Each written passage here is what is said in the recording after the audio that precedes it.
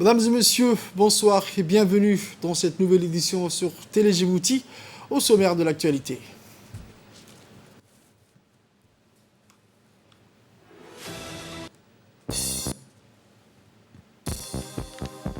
Sur la scène nationale, c'est une cérémonie de lancement du projet d'appui à la gouvernance de la ville de Djibouti. Et sur la scène internationale, des glissements de terrain provoqués par des fortes pluies ont causé la mort d'au moins 18 personnes, dont 7 enfants, dans l'état de Sao Paulo, entre vendredi et dimanche. Le journal au complet à présent, mesdames et messieurs. On commence avec les actualités à la une de ce journal. C'est dans le cadre de l'appui à la gouvernance locale que la mairie de Djibouti a abrité une cérémonie en ce sens. Cette importante cérémonie marque le démarrage du programme ProGouv, programme d'appui à la gouvernance de l'État djiboutien, financé sur don du ministère français de l'Europe et des Affaires étrangères à travers l'Agence française du développement à une hauteur de 8 millions d'euros. À titre de rappel, la convention de financement relatif à ce projet entre la République de Djibouti, représentée par le ministre de l'économie et l'AFD, a été signée le 13 janvier 2021. Cet événement d'une importance capitale pour la collectivité locale, organisé à l'hôtel de la mairie à la ville, a vu la participation du ministre de l'économie et des finances chargé de l'industrie, le ministre de l'Intérieur, le ministre du budget également, le ministre délégué chargé de la décentralisation et les parlementaires nationaux ainsi que l'ambassadeur de l'Union européenne et l'ambassadeur de France auprès de la République de Djibouti, le préfet de Djibouti et la directrice de l'AFD et de la coordinatrice régionale Afrique orientale et australe. Le ProGouv est le premier projet financé par l'AFD en appui à la gouvernance à Djibouti de façon cohérente avec la priorité nationale. Il cible le secteur de la décentralisation qui connaît une nouvelle impulsion depuis 2016. Promu à la fois comme un outil de résorption des inégalités territoriales et un moyen également de rééquilibrer le modèle de développement de la ville de Djibouti, la décentralisation doit se concrétiser dans sa dimension développementale. Pour conclure, les collectivités de la ville de Djibouti, entre autres, exerceront leur mission dans un nouvel environnement juridique et opérationnel qui sera davantage propice à l'affirmation des principes d'autonomie administrative financière des collectivités locales.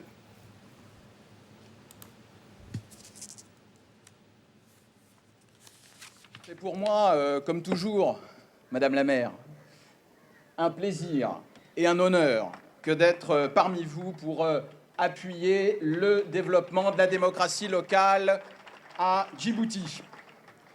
Et c'est toujours un peu émouvant d'être dans des endroits historiques tels que cet hôtel de ville, au cœur de la capitale, et qui inspire beaucoup de souvenirs, mais aussi beaucoup d'espérance pour l'avenir.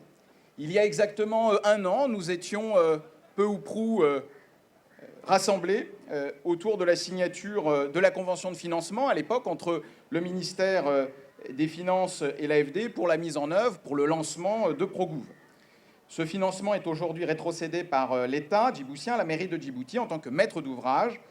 C'est donc une étape tout à fait importante et qui témoigne de l'appui permanent du gouvernement djiboutien au programme de décentralisation souhaité, voulu, promu par Monsieur le Président de la République. Madame la maire, je vous remercie très chaleureusement de m'avoir convié, d'avoir organisé ce très bel événement qui marque le démarrage effectif de ce projet ambitieux et innovant au bénéfice d'une décentralisation effective. Elle marque aussi l'aboutissement de nombreux échanges avec les très nombreux acteurs français comme djiboutiens au bénéfice du programme de décentralisation. La maire de la ville de Djibouti, Mme Fatouma Awale Ousmane, en prenant la parole devant l'instance présente, outre les salutations et les mots de bienvenue, a explicité les objectifs du projet ProGouv.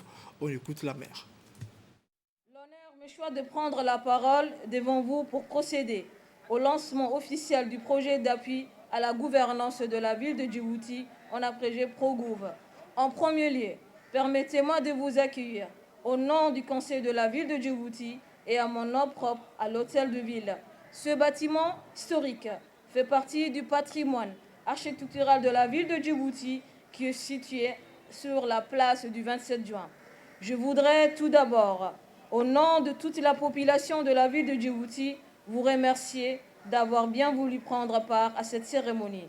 Je salue particulièrement la présence des membres du gouvernement, votre présence en ce début de votre agenda chargé et le témoignage éloquent du grand intérêt que le gouvernement accorde à la décentralisation et à la gouvernance publique dans notre pays. C'est le lieu et le moment de féliciter et de remercier notre cher président de la République, son Excellence M. Ismaël Omar Guelleh,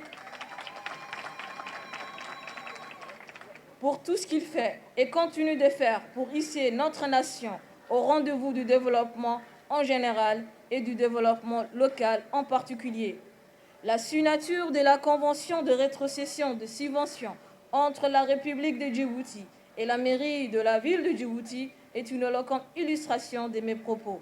C'est le lieu et le moment de saluer le ministre de l'Économie et des Finances chargé de l'industrie, cheville ouvrière de tous les processus de signature de la Convention. Merci, Monsieur le ministre. Permettez-moi, Monsieur le ministre, de remercier de façon particulière le ministre de l'Intérieur qui, par son amour pour la patrie, a favorisé le démarrage du projet. En effet, la libération du premier étage de l'hôtel de ville, abritant jusqu'à-là les services du ministère de l'Intérieur, était une condition suspensive à l'engagement du projet. Cette libération des locaux est effective depuis et la réhabilitation du bâtiment de l'hôtel de ville par le projet favorisera la mise à disposition d'un environnement de travail adéquat pour les élus locaux, mais aussi pour les personnels de la ville de Djibouti. Elle permet également de dégager des locaux pouvant accueillir l'expertise permanente du projet. Merci, Monsieur le ministre de l'Intérieur, pour votre engagement patriotique que j'apprécie et que je respecte. La population de la ville de Djibouti saura vous être reconnaissante. Je tiens aussi à exprimer mes remerciements les plus sincères à Monsieur le ministre délégué chargé de la décentralisation pour son soutien indéfectible aux initiatives locales dans le sens de l'avancée de la décentralisation dans notre pays depuis sa prise de fonction. Je témoigne le même sentiment de gratitude à l'endroit de Monsieur le secrétaire général du gouvernement. J'apprécie bien évidemment le choix d'Expertise France comme opérateur de la mise en œuvre du PROGOUV en raison non seulement de son savoir-faire, plusieurs fois démontré à maintes occasions, mais aussi pour le lien harmonieux et souhaité entre le projet ADIL de l'Union européenne et le PROGOUV. Le ministre délégué de la décentralisation a quant à lui évoqué la place importante qu'occupera le projet PROGOUV dans la collectivité locale. On écoute le ministre. Permettez-moi tout d'abord de vous dire la joie de prendre part avec vous au lancement de la réhabilitation de la mairie de Djibouti. Cet événement marque une étape importante du programme d'appui à la décentralisation et à la gouvernance publique PROGOUV, financé par l'Agence française pour le développement. Je profite de cette occasion pour remercier l'AFD pour leur engagement sans faille aux côtés de la République de Djibouti, notamment en matière de la bonne gouvernance et du processus de la décentralisation. Mesdames et messieurs, l'engagement du chef de l'État, son Excellence Ismaël Omar Guelleh, pour mener à bien le processus de la décentralisation afin de rendre effective. C'est d'ailleurs traduit par la mise en place d'un ministère à part entière en charge de la décentralisation. C'est également sous le leadership du président de la République, M. Ismaël Omar Guelleh, que le processus de la décentralisation connaît une nouvelle impulsion. Mon département, quant à lui, s'applique soigneusement avec tous les acteurs à mettre en œuvre la politique du gouvernement dans toutes ses composantes. Comme vous le savez, nous tenons énormément au succès de ce vaste programme PROGOUV, dont la principale bénéficiaire sera notre population. La concrétisation de ce programme aura pour coup sûr un impact direct sur le quotidien des principaux bénéficiaires. C'est dans ce cadre que cette réhabilitation de l'hôtel de ville s'effectue aujourd'hui et je suis vraiment très honoré d'être présent. Il sera ainsi un lieu de service de proximité par excellence dans lequel les citoyens se retrouveront facilement. Il augmentera aussi la productivité puisqu'il fournira un cadre favorable et agréable au travail.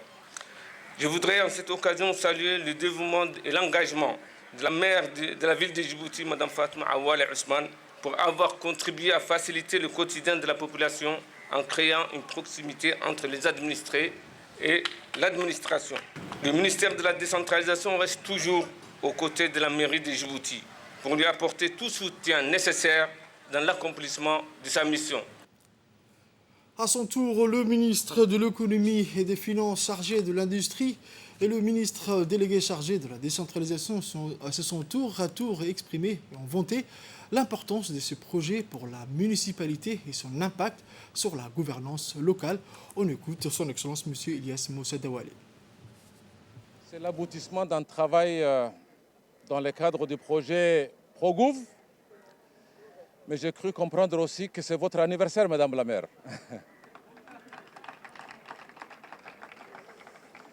Donc, félicitations et doublement. Au nom du gouvernement de Djibouti, nous avons, à travers ces projets, confirmé l'intention et l'engagement du gouvernement de Djibouti et en particulier l'engagement du chef de l'État, Son Excellence le Président de la République, pour réussir la décentralisation de Djibouti. Nous avons eu l'opportunité de lancer un tel programme pour toutes les régions, un programme de l'ordre de 12 millions d'euros, soit un peu plus de 2 milliards, pour aider justement à construire la capacité des régions et les autorités de décentralisation. Je remercie l'Union européenne, mais également donc, Team Europe, avec la France aujourd'hui, pour compléter aux côtés de Djibouti le financement donc, de ce programme ambitieux du ProGouv, qui va nécessairement accompagner la mairie de Djibouti pour gagner en capacité tout azimut, qu'elle soit de gouvernance, en capacité technique, de maîtrise d'ouvrage, mais également en capacité financière pour mieux gérer la ville de Djibouti. La ville est en train de s'agrandir jour après jour. L'urbanisation est rapide. Les défis sont nombreux.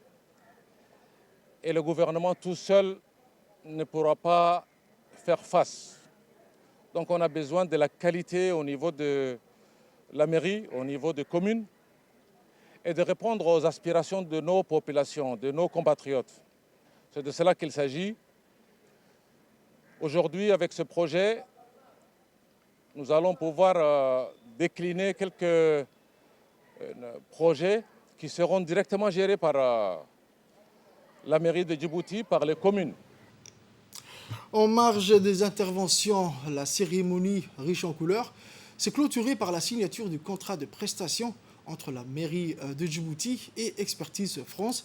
Cette filiale de l'AFD a été sélectionnée comme le projet ADIL des régions de l'intérieur comme opérateur du projet. Cette cérémonie de signature de contrat de prestation se déroulait en présence avec la participation du ministre de l'Intérieur, du ministre du Budget, mais également du ministre chargé de la décentralisation.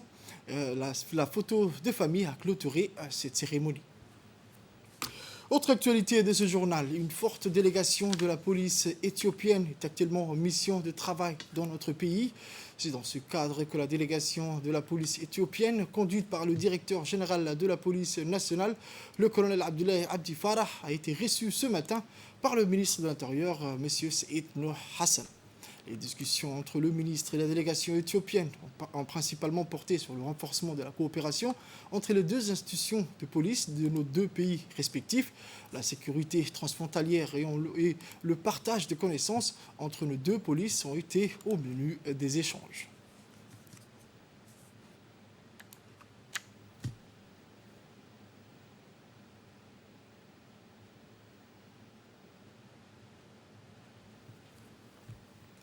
Dans la même matinée, la délégation éthiopienne a été reçue par le directeur général de la police nationale, le colonel Abdullahi Abdi Farah, dans la salle de réunion de son cabinet.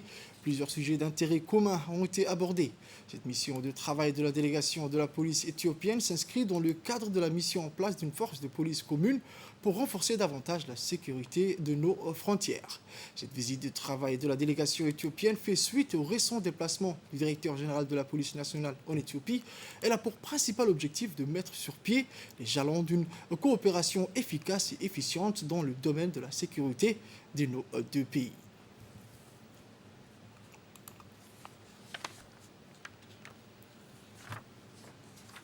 Dans le cadre des actions de lutte contre la contrebande, la police nationale, en collaboration avec la police fédérale éthiopienne, ont intercepté hier matin au No Man's Land, entre les deux lignes des deux pays, une importante quantité de marchandises de contrebande. La marchandise saisie à cette occasion était composée de 26 sacs de 4 contrebande que les malfaiteurs voulaient acheminer à la ville d'Ali-Sébié. Cette mission s'inscrit dans le cadre du renforcement de la coopération transfrontalière des deux pays, Djibouti et l'Éthiopie. Selon la procédure standard en vigueur, cette quantité a été détruite sur place. Rappelons que la contrebande est un fléau qui nuit à l'économie de notre pays. Il incombe donc à chaque citoyen de mener de son côté une lutte acharnée pour mettre fin à ces commerces illicites. Le préfet de la région d'Ali-Sébié, M. Moussa Aden Migane, a vivement félicité la police nationale pour la réussite de cette opération de lutte contre la contrebande. Éducation à présent, où le ministre de l'Éducation nationale et de la formation professionnelle, son Excellence M. Mustafa Mohamed Mahamoud, et le PDG de la société TO7, OmniClouds, Amr Eid, ont procédé à la signature d'une convention de partenariat ce matin au cabinet du MENFOP. La cérémonie de signature s'est déroulée en présence des hauts cadres des MENFOP, des officiels de la société numérique égyptienne également. Le ministre s'est dit fier de s'engager dans ce partenariat fructueux avec la société numérique égyptienne, en ce qu'elle apportera des solutions durables à la stratégie globale d'amélioration des enseignements et apprentissages à travers l'élaboration des contenus d'apprentissage adaptés, contextualisés et enrichis avec d'autres contenus interactifs, selon le ministre. Les élèves pourront travailler grâce aux nouveaux outils numériques en classe, mais aussi à domicile, ce qui offre un avantage incommensurable pour renforcer la qualité des enseignements et l'apprentissage. M. Mustafa Mohamed Mahamoud a mis l'accent sur l'intérêt de la transformation numérique en cette ère de 4e révolution numérique qui implique non seulement la numérisation des outils pédagogiques, mais aussi une refonte stratégique pour adapter nos enseignements et apprentissages. Un enthousiasme partagé par le patron de cette compagnie qui s'est dit heureux de travailler main dans la main avec le MENFOP dans ses ambitions de renouveau et de refondation numérique à travers une politique numérique. À l'issue des interventions officielles, les deux personnalités ont procédé à la signature des documents de la convention du partenariat. Dans une allocution prononcée à cette occasion, le ministre de l'Éducation nationale et de la formation professionnelle, M. Mustafa Mohamed Mahamoud, a exprimé son bonheur et son plaisir de conclure cet accord avec le partenaire égyptien. On écoute le ministre. Le partenariat voulu et attendu pour apporter donc une solution globale à notre stratégie d'amélioration de la qualité de nos enseignements. Cette solution, Inch'Allah, permettra de répondre aux multiples défis posés par la mise en œuvre de notre stratégie, le REACTIC. Il s'agit du défi des équipements, des smart classrooms, des salles de classe, de la mise en place des serveurs centralisés. Il s'agit également de l'élaboration de contenus d'apprentissage adaptés, contextualisés et enrichis avec d'autres contenus interactifs. Monsieur le directeur général, mesdames et messieurs, la transformation numérique n'implique pas seulement une numérisation des outils au sein des établissements scolaires et de notre administration, mais carrément une refonte stratégique pour adapter nos enseignements, apprentissages aux exigences croissantes imposées par l'évolution fulgurante de la 4e révolution qui est celle du numérique. Les besoins des élèves et des parents doivent être anticipés grâce à une analyse et une exploitation pertinente et efficace des données. Ainsi, le chef d'établissement, les personnels, enseignants, mais également les personnels de la vie scolaire travailleront de manière plus agile et plus performante et dans les meilleures, bien sûr, conditions. Donc cette augmentation de l'efficacité du système et de la performance des élèves permettra, Inch'Allah, à notre pays à postuler à un bon classement sur les tests et les évaluations régionales et internationales. C'est la feuille de route tracée par son Excellence, Monsieur le Président de la République, son Excellence, Monsieur Ismaïl Omar Guelleh, et c'est notre ambition. Aujourd'hui, plus que jamais, la volonté politique en haut lieu et les solutions techniques convergent. Toujours dans l'actualité nationale, la ministre de la Femme et de la Famille, son Excellence Mme Mona Ousmane Aden, a pris part à la réunion de la 41e session du comité des femmes de la Ligue arabe. Aujourd'hui, lundi 31 janvier 2022, était présent à cette réunion l'ambassadrice Mme Haïfa Aboul Ghazaleh, le secrétaire général adjoint et chef du secteur des affaires sociales de la Ligue arabe, M. Ahmed Aden, ministre du développement social de la République du Soudan et président de la 41e session du comité de la femme. Mais également la directrice du département de la femme, famille et enfance, Mme Dina, ainsi que les ministres des pays de la Ligue arabe en charge de la question de la femme. À cette 41e session du comité de la femme arabe, plusieurs thèmes d'intérêt général ont été débattus. Lors de cette réunion, la ministre de la Femme et de la Famille, Mme Mona Ousmane Aden, a prononcé un discours dans lequel elle a relaté les réalisations de son département dans le cadre de la déclaration de la République capitale de la femme arabe pour l'année 2021 à travers la mise en œuvre de plusieurs activités dans le domaine de l'autonomisation de la femme. Et toutes ces activités sous le slogan « Gardien de la paix et des valeurs humaines », une projection des réalisations a été faite lors de cette réunion. En fin de son discours, la ministre a passé la présidence du comité de la femme arabe au pays frère qu'est la République du Soudan, tout en souhaitant succès, paix, progrès et prospérité à l'État frère du Soudan. Sport à présent, ce lundi 31 janvier, le président du club Arta Solar 7, Tommy Tayoro Nikos, a organisé une conférence de presse au Djibouti Palace Kempinski. L'audience a été ouverte par le président du club, M. Tommy, en présence du capitaine du club, Alexandre Song, et l'entraîneur adjoint, M. Kadir Ahmed Roble. Le président du club a présenté lors de cette conférence deux nouveaux entraîneurs pour renforcer le rang du club, M. Forger Thierry Christian, un entraîneur expérimenté et talentueux qui a entraîné l'US Alger, un club de première division algérienne. Sa carrière d'entraîneur l'a mené à Lille, Châteauroux, Reims et Nîmes. Il a été également entraîneur de l'équipe nationale du Togo. Alex Song, l'entraîneur adjoint de l'équipe, Kadir Ahmed Roble, ont exprimé leur joie pour l'arrivée du nouvel entraîneur, souhaitant également au club de réussir et de faire du club le meilleur et de se préparer à aller plus loin dans la compétition. À noter également qu'Arta Solar 7 est une équipe qui rêve de conquérir le continent à travers ses multiples compétitions.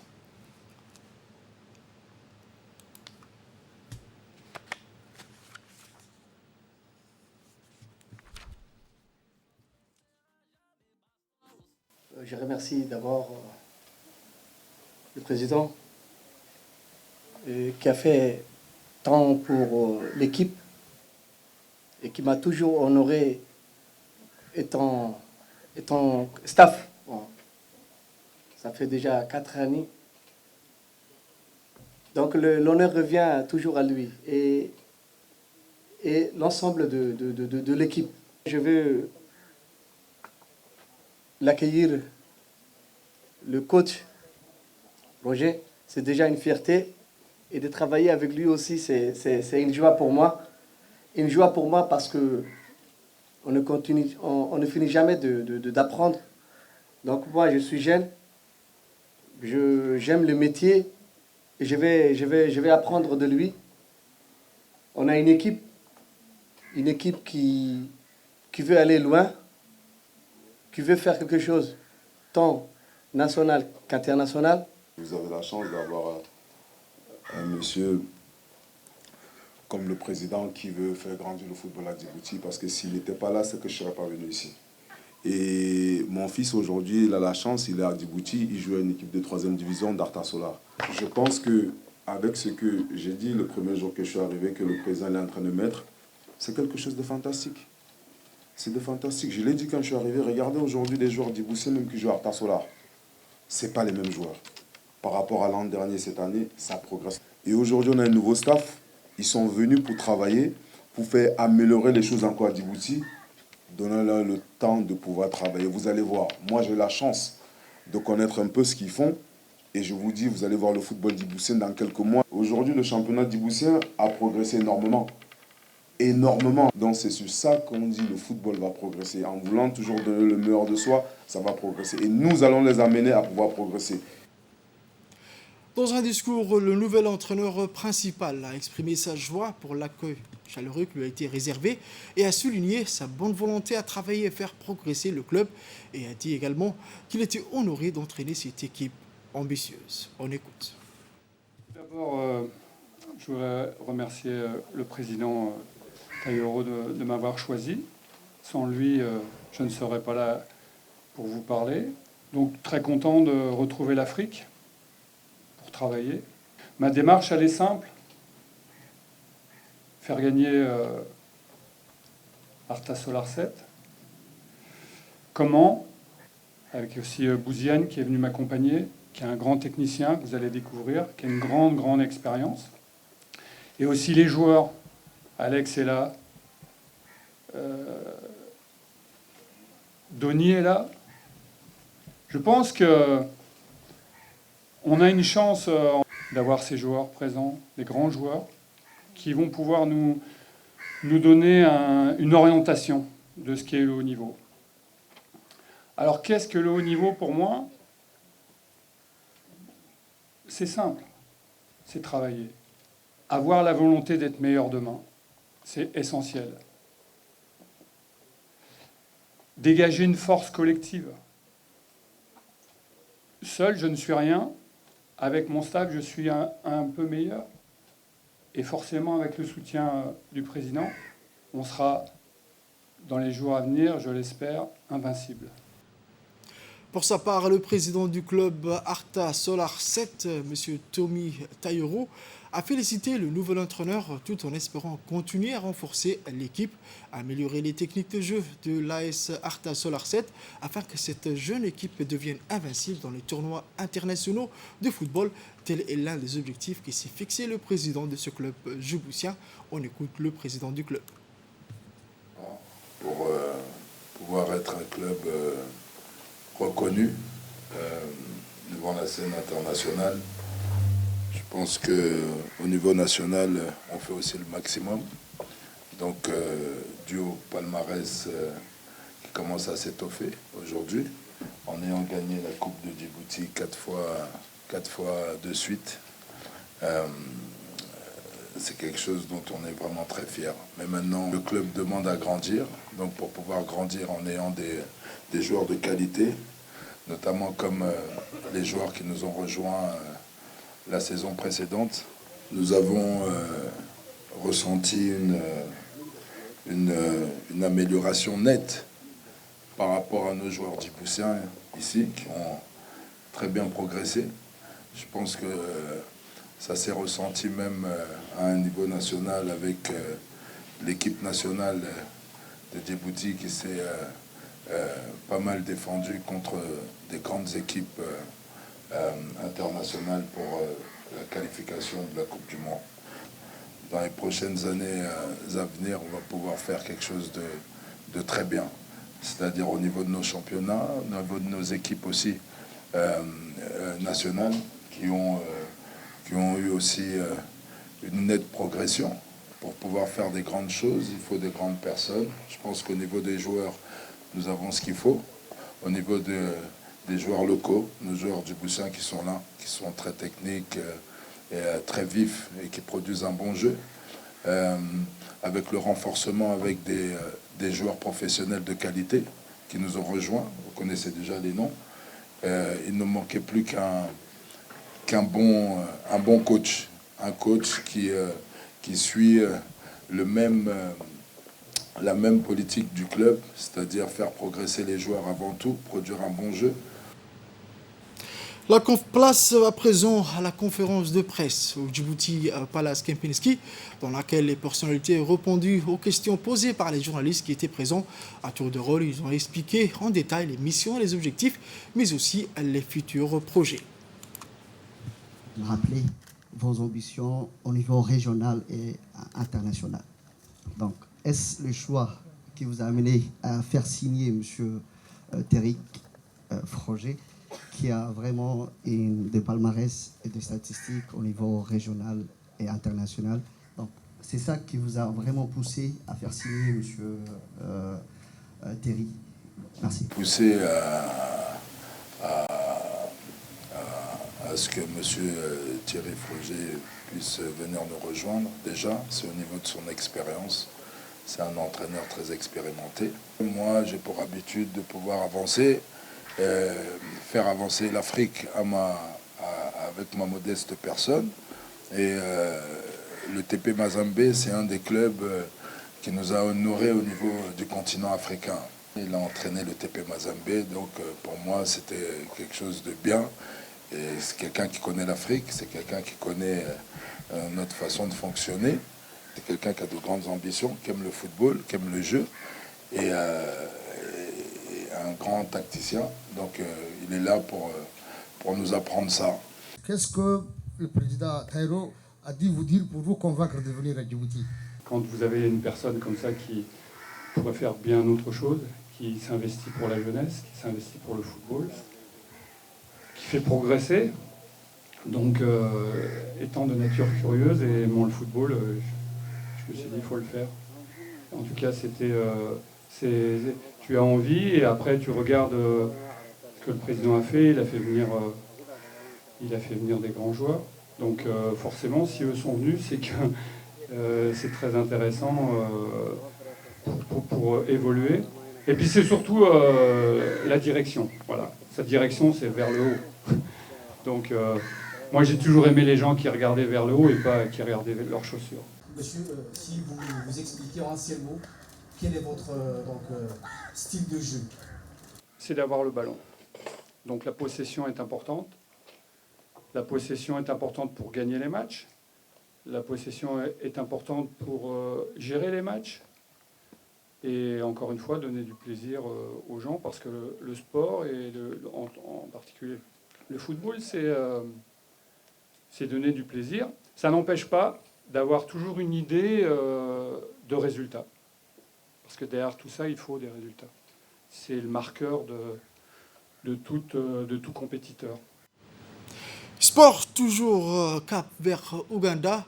Après avoir obtenu la bourse de la subvention IOG et signé le contrat objectif avec le comité olympique, un premier groupe d'athlètes a quitté le pays en destination vers les meilleurs centres de formation d'athlétisme de l'Éthiopie, du Kenya et de l'Ouganda. Les athlètes djiboutiens sont arrivés à Entebbe, International Aéroport du Kampala, où ils vont séjourner pendant 3 mois pour les entraîner afin de se préparer pour les Jeux Olympiques 2024 à Paris. Ensuite, ils ont pris cap vers la ville de Kapchroa, une ville de la région orientale de l'Ouganda, avec une altitude de 1800 mètres. Les athlètes djiboutiens sont composés de 7 garçons et 2 filles, où ils vont suivre des entraînements sous l'ordre de l'entraîneur hollandais Adi Ruiter, entraîneur de course à pied de renommée mondiale originaire des Pays-Bas, ainsi qu'avec le champion ougandais Joshua Kipchoge, athlète ougandais spécialiste de course de fond, champion du monde du 10 000 mètres en 2019 à Doha, champion olympique du 5 000 mètres et vice-champion olympique du 10 000 mètres en 2021 à Tokyo. Rappelons que ces athlètes ont bénéficié de l'aide du président de la République pour mieux se préparer pour les différents championnats mondiaux d'athlétisme ainsi que les Jeux olympiques 2024. Instant point de presse à présent sur la situation de la pandémie du Covid-19 sur notre territoire avec le secrétaire général du ministère de la Santé, Dr Salah Banoï-Tetura. Chers compatriotes, la baisse du taux de positivité et du nombre absolu des cas se confirme de jour en jour. Cependant, la circulation de la Covid-19 au sein de la population reste encore active, même si elle n'est plus aussi intense qu'au début de l'année 2022. Concernant les hospitalisations liées à la Covid-19, elles restent faibles et très limitées. Le fait que la quasi-totalité des personnes hospitalisées soient non vaccinées démontre nettement que le vaccin protège contre la contamination et contre les formes graves de l'infection virale due au Covid-19. Il faut absolument respecter les gestes barrières et se faire vacciner contre les virus SARS-CoV-2. Concernant les données épidémiologiques, elles se définissent ainsi aujourd'hui. 23 patients déclarés guéris, 366 tests pratiqués, 13 cas positifs, et nous avons vacciné en 24 heures 491 personnes. Le bilan global depuis le début de la pandémie se résume ainsi. 273 937 tests réalisés, 15 464 personnes diagnostiquées positives, 15 198 cas sont déclarés guéris. Et nous avons vacciné au total 109 259 personnes depuis le début 2021. Et nous enregistrons 189 décès depuis 2020. Restons vigilants, protégeons-nous, protégeons les autres, vaccinons-nous tous. Merci beaucoup. Toujours dans l'actualité nationale, dans le cadre stratégique pour la transformation socio-économique du continent, adopté par les chefs d'État et de gouvernement de l'Union africaine en janvier 2015, la Commission économique pour l'Afrique et le ministère de l'économie et des finances a organisé un atelier sur les scénarios politiques en vue de la priorisation des objectifs de développement durable et de l'agenda 2063 dans le plan national de développement de Djibouti. Cet atelier de 5 jours comprendra des sessions de formation technique, des présentations des résultats et des sessions de travail dans le but de familiariser les représentants des départements sectoriels au modèle ISDG Djibouti. Le ISDG, qui est le modèle intégré des objectifs de développement durable du Millennium Institute, est un outil de simulation dynamique conçu pour soutenir une planification de développement à long terme et complète et intégrée. Le modèle intègre des facteurs sociaux, économiques et environnementaux dans son analyse qui permet d'évaluer les différentes options politiques en vue de la réalisation des ADD. Les sessions de l'atelier seront animées par Moulay Mamba du Millennium Institute. Ces sessions sont de nature immersive afin de promouvoir la connaissance et la compréhension du modèle, des outils d'analyse et de la conception des scénarios. Les objectifs de l'atelier sont d'approfondir et opérationnaliser les concepts théoriques de la dynamique des systèmes présentés, former les participants à l'utilisation du modèle ISDG et de l'interface utilisateur, construire également des interventions et scénarios à l'aide du modèle, maîtriser la combinaison des politiques afin d'avoir des synergies positives pour la maximisation des ODD et des objectifs du PND. Comporte par rapport à l'atteinte des ODD. Il y a eu aussi une présentation, un rapport à ce niveau-là. Et le deuxième scénario, c'était le scénario optimiste, c'est-à-dire comment optimiser les différentes politiques pour avoir le maximum d'atteinte en termes d'ODD tout en tenant compte des coûts. Comme cela a été dit, c'est un appui de la Commission économique africaine qui permet, dans ses efforts, de soutenir Djibouti dans l'adoption des objectifs de développement durable. Donc, nous nous réjouissons de prendre part à ces travaux. Et pour nous, c'est surtout très important dans la mesure où le gouvernement a décidé de mettre au cœur de ses stratégies de développement les objectifs de développement durable. Et le plus important avec cet outil, c'est qu'il nous donne des alternatives qui permettent de faire un choix politique au niveau des différentes politiques à implémenter. Et c'est d'autant plus important que quand il s'agit d'implémenter les politiques, il faut après voir si c'est supportable politiquement, est-ce qu'on peut implémenter, etc. Et maintenant, écoutons l'intervention de M. Abdourazaq Ahmed Idriss, secrétaire général auprès du ministère de l'économie et des finances. Pour la première fois, Djibouti a réalisé des gains dans le classement de développement humain, selon le rapport de développement humain de 2021.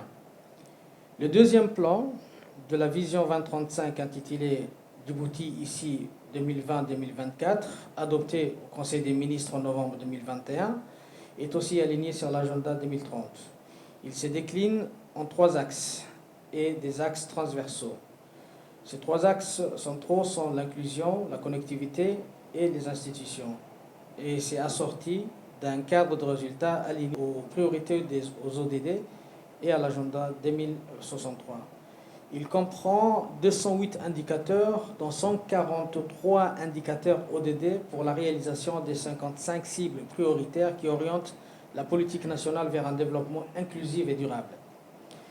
Pour évaluer la réalisation de ces objectifs stratégiques, le modèle ISDG, qui nous réunit aujourd'hui, et qui est un outil de modélisation de politique publique, nous permettra de suivre leurs performances et les niveaux d'atteinte des différentes ODD.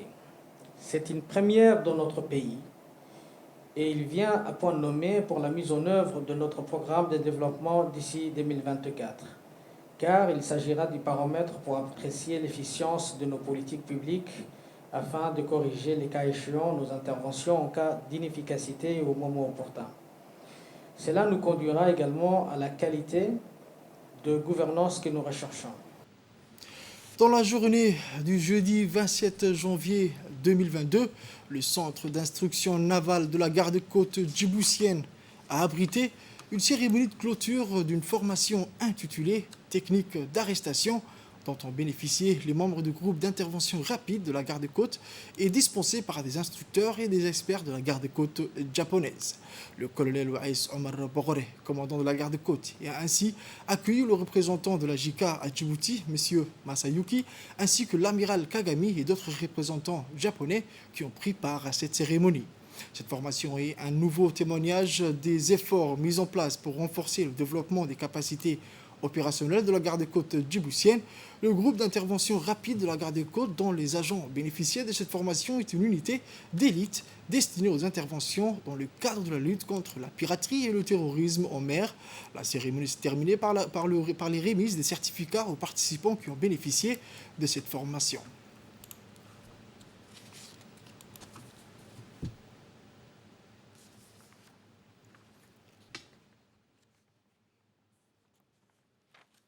C'est un grand plaisir pour moi de prendre part à la cérémonie de la clôture des formations sur les techniques d'accostage, de remorquage et les méthodes d'arrestation, dispensées par les membres de la garde-côte japonaise dans le cadre du projet de coopération technique phase 3. En effet, ces formations vont permettre de mieux préparer les agents de la garde-côte djiboutienne dans l'exécution des activités de sécurité maritime. Les experts de la garde-côte japonaise ont beaucoup mis l'accent sur l'importance des précautions à prendre pour éviter les accidents en mer et également sur la bonne gestion de navires. Ces mesures sont indispensables pour le développement de la garde-côte djiboutienne. Dans son allocution en cette occasion, le commandant de la garde-côte est revenu sur les liens étroits de coopération et de collaboration entre l'institution et ses partenaires japonais, qu'il s'agisse de la JICA, du GAMS ou des gardes-côtes japonaises. On écoute le colonel Waïs Omar Bogore. C'est un plaisir pour moi de participer avec vous à la cérémonie de clôture de la formation sur les techniques d'arrestation au profit des éléments du groupe d'intervention rapide de la garde-côte djiboutienne. Ce groupe d'intervention rapide a été conçu pour éradiquer toutes les menaces signalées dans les eaux territoriales djiboutiennes, notamment lutte contre la piraterie et le terrorisme maritime, dans des circonstances difficiles pour assurer la sécurité et la sûreté de vie et de biens d'autrui. Par conséquent, les former régulièrement a une priorité au sein de notre institution et ces différentes formations de qualité vont leur permettre de renforcer leur savoir-faire et leurs compétences professionnelles sur les techniques d'arrestation d'un criminel à bord de bateau. Je saisis cette occasion pour renouveler notre gratitude et notre reconnaissance au gouvernement et grand peuple et frères du Japon pour leur soutien constant et leur foi inébranlable en l'action de notre institution dans le domaine de la sécurité et la sûreté maritime et celui de la région. Je tiens aussi à remercier le bureau de la JICA à Djibouti et l'ambassade du Japon et la garde-côte japonaise qui sont avec nous depuis la création de la garde-côte djiboutienne pendant plus de 11 ans. On vous remercie beaucoup. Autre fait divers de ce journal, à l'occasion du grand rassemblement religieux Ijtima, qui s'est déroulé sur un espace aménagé situé au PK23 du 28 au 30 janvier 2022, le haut commandement de la gendarmerie a mis en place un important dispositif de sécurisation pour garantir le beau déroulement de ces rencontres religieuses et spirituelles, renforçant la foi des pratiquants. En effet, cet événement religieux, se tenant comme à l'accoutumée au mois de janvier de chaque année, a vu la participation avec plus d'un millier de fidèles, parmi lesquels certains sont venus des pays étrangers. En vue d'éviter tout débordement au risque des accidents routiers, plusieurs unités de la gendarmerie telles que l'escadron de la sécurité routière, la gendarmerie mobile et la GIGN, mais également les services de secours, en étroite collaboration, ont travaillé durant 3 jours pour la bonne réussite de cette mission commune. Les gendarmes ont œuvré d'arrache-pied en vue de contenir les fidèles en dehors de la route nationale numéro 1, d'assurer la régulation des trafics routiers sur le corridor, ainsi que la sécurisation du lieu de culte. Par ailleurs, les activités les plus sensibles se sont fait ressentir à la clôture de la cérémonie religieuse, dans le cadre notamment de la gestion de la marée humaine, voulant occuper l'axe routier en vue de progresser vers la capitale et également des automobilistes pressés de regagner la ville. Je vous emmène au nord à présent, à Tadjoura, où une nouvelle boulangerie ouvre ses portes au sein de la ville blanche. La cérémonie d'inauguration a été présidée par le préfet de la région, M. Hassan Dabele. L'initiative vient d'un jeune entrepreneur natif de Tadjoura. Cela s'inscrit dans la politique du gouvernement qui vise à promouvoir l'entrepreneuriat des jeunes afin d'atténuer le chômage. Tadjoura, la ville blanche, connaît une croissance exponentielle des activités économiques ces dernières années. Depuis l'ouverture du port, et ces boulangeries vont d'autant plus satisfaire la demande croissante de ses habitants.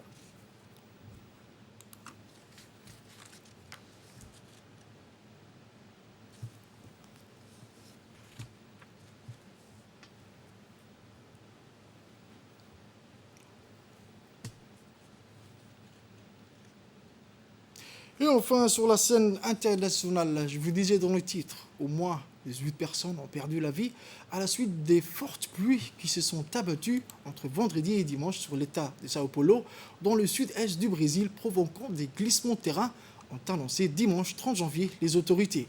Depuis vendredi, les inondations ont déjà provoqué 18 décès, dont 7 enfants, et déplacé quelques 500 familles, a indiqué le bureau du gouverneur de Sao Paulo dans un communiqué. Le gouverneur João Doria a annoncé avoir débloqué une enveloppe de 15 millions de reais, environ 2,7 millions de dollars, pour venir en aide aux 10 villes les plus touchées de l'État le plus peuplé du Brésil. Depuis le début de la saison des pluies en octobre, le Brésil a subi des fortes précipitations, notamment dans l'État de Bahia, où 24 personnes sont mortes, et dans l'État de Minas Gerais, où l'on dénombré au moins 19 victimes et des milliers de déplacés. C'est tout pour cette édition, mesdames et messieurs. Merci à vous de l'avoir suivi et restez avec nous pour la suite du programme.